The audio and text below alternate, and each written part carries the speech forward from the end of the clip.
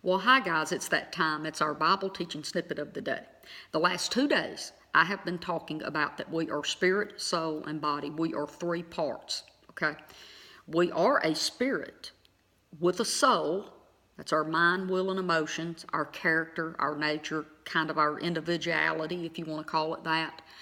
And that's a makeup of what's been poured into us our whole lives. And then we are also a body living in a body. So we're a spirit with a soul living in a container, a body.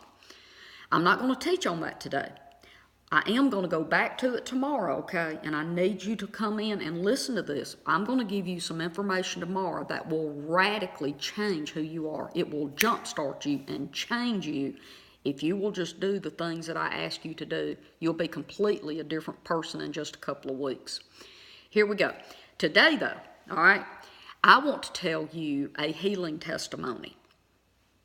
So let me jump in on that. Now, I'm going to warn you, I haven't practiced this before I got on, so I'm just telling you as I go. I had a young lady call me. She actually texted me and asked me if I'd go to a hospital an hour away to pray for a lady who was dying. She's in hospice. She's only got 2 days or less to live. She's riddled with cancer. What the family wanted was someone just to pray for her before she died, okay?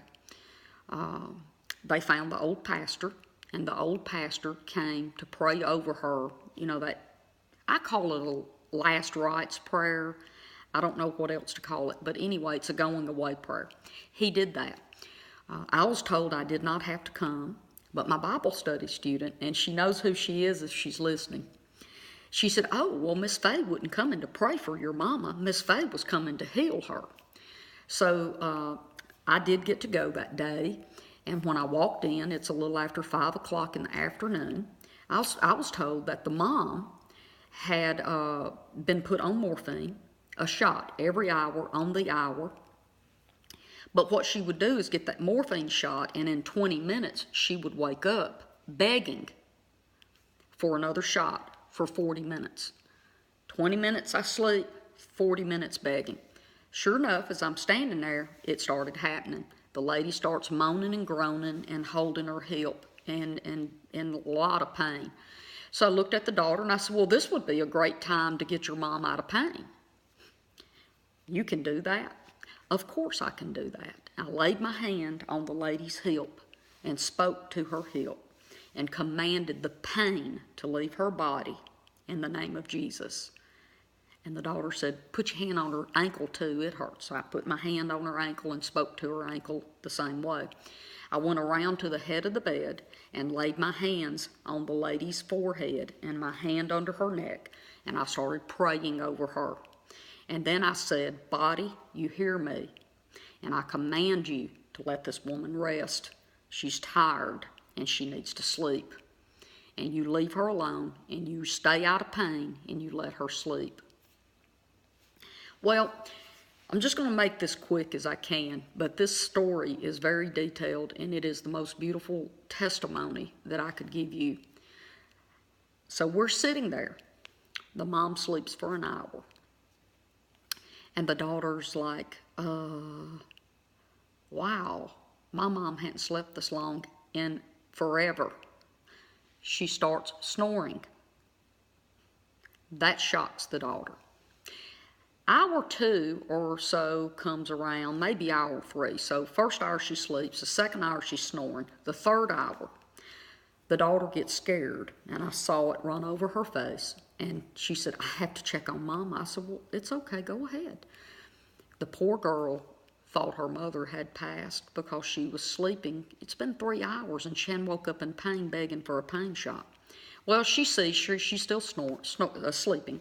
She comes back over where I'm sitting, and I am constantly, that whole time for 3 hours, explaining the love of God to this young woman who, quite honestly, has been hurt really, really bad by the church. I see that a lot everywhere I go, by the way, and it breaks my heart. And I'm not going to get on that because I'll start crying, because people are hurt because of the church. Okay, so hour 4 comes around, and she said, "Oh my goodness, Mama's going to be so sore when she wakes up because she's laying in this one place. And I said, well, baby, get up and go move your mama. And she said, oh, no, I can't do that. I don't want to wake her up. This is the first time she slept like this in a year and a half. And I said, oh, it's okay, sweetie. You can go move your mama. She ain't waking up. And she said, really? I said, your mama's not waking up. She went over, adjusted her mom, and her mom, moving around, sticking a pillow under and everything. This woman is still asleep. This young lady comes back over to where I'm sitting and holds her hands out. She says, I don't know what you've got, but I want it. Pray with me. This woman's daughter got saved in this hospital room that night.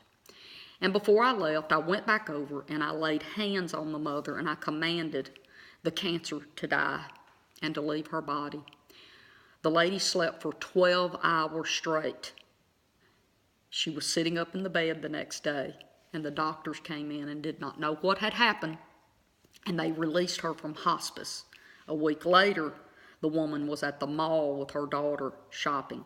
If that's not a miracle of God, I want to see more. Yes, I do, but that was absolutely wonderful.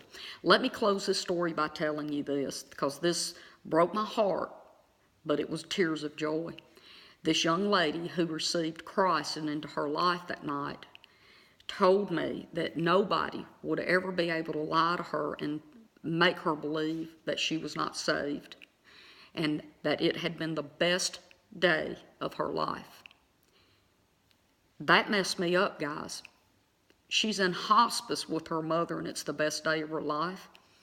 She hugged me. She saw that look on my face. She said, well, Miss Faye, I got saved, and I know how to heal people because I watched you. Today has been the best day of my life. I held my tears back, and when I got out in the hallway, I hugged her goodbye, and as I went down the hallway, I'm sure all of those hospice people thought someone had died because my heart was filled with joy as I walked down the hallway after spending over 4 hours at this hospital. So guys, God bless you. I'm going to let you go today, and I'm going to dry up my tears of joy that I have right now. Tomorrow, I'm very excited to share with you some things that will radically change your life for the better. So God bless you, and I'll see you then. Bye-bye.